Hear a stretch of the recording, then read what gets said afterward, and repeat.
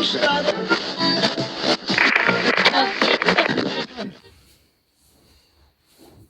team, so I thought I'd take you through some nice shoulder stretches. Probably my favourites and also some that aren't my favourites, but I know that they're really effective, so I'm going to take you through those. So first of all, we're just going to hit the child's pose, but as you're hitting the child's pose and you're thinking about focusing on your shoulders, making sure that you reach super long before you sit back towards your heels. I like to have my hands about shoulder width for this one here. And I'm just resting my forehead on the ground. I can get a little bit more out of this if I just sink my knees apart and just helping me to focus through the shoulders. Some variations to add to this.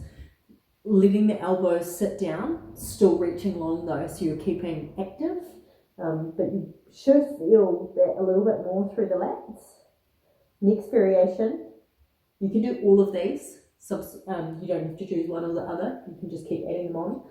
Next one is to clasp the hands together, still reaching the elbows away, and then drawing the hands up to the base of the neck. So really nice. That's getting into my triceps now. And then another lovely variation to add to this is just to put some blocks under your elbows. You could do yoga blocks. You could vary the height of what you use here. So again, it's just one to play with. So getting the elbows set up, still keeping the elbows away from me, and then sinking down, and that's just allowing me to increase that range. Cool. I whizzed through those quickly, but I think those ones feel lovely and amazing, and I spend lots of time in them. Next up, moving into some twists. So with your twists, you start in this all fours position and then reach the arm up. As I do, my focus is not so much on what's happening at the shoulder, but it's to really open through the chest. And then from here, you can just keep your arm up high, so I'm just reaching it long, or you can reach across and reach over to the opposite hip and then focus on that twist, which I find really good. I'm going to do that on both sides. It's normal to find one side a little bit tighter than the other, and some of these things are all common, I should say. Feel free to spend a little bit longer on one side than the other if that's what you need. Next up, just doing some twists from the floor.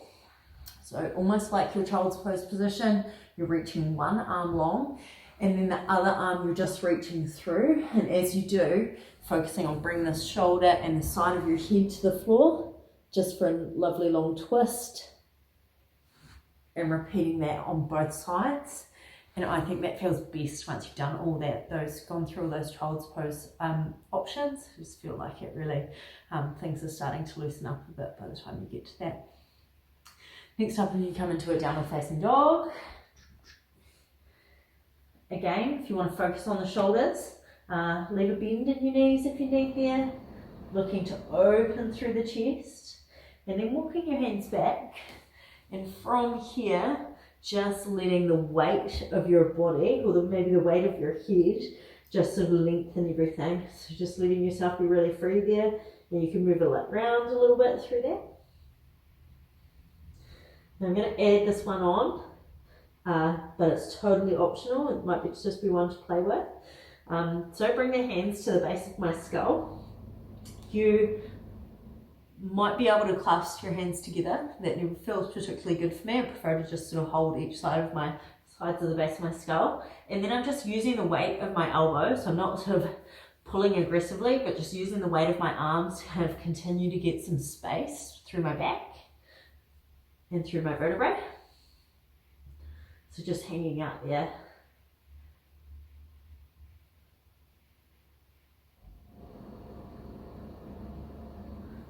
That one's awesome. Cool. Now for one of my least favorite but good for me, the cow face pose. So you can play around with how you sit for doing this. I'm just going to sit on my knees, but you can definitely you can sit cross-legged. You could sit with a block underneath you if that's particularly uncomfortable. You could sit by stacking your knees on top of each other. So there's a few different ones to play with. And then you're just taking one hand across behind you and then interlinking the hands together ideally. My hands don't quite clasp at the moment, so I'm just going to use a towel as you do this.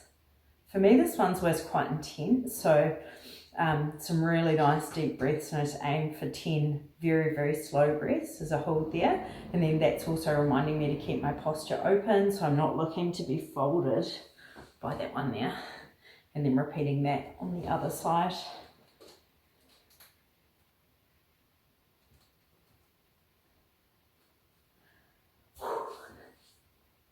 If you're quite mobile through here, just like take your time coming out of some of those, because it can get a wee bit pinchy if you're a bit aggressive. Last but not least, let's just throw in the fish pose. So with the fish pose, you just bring your elbows back to rest on and then lifting your chest up. And then as I do, I'm just letting my head drop back and relaxing through there. So lovely through the front of the shoulders kind of stretch, through the front of the neck stretch. If it's too intense, you can just come in to set yourself up with some blocks in the lower back and just stretch yourself out. So just looking to create a little bit of extension there. Cool, rolled through a few there. Hopefully something you find helpful. Happy Sunday.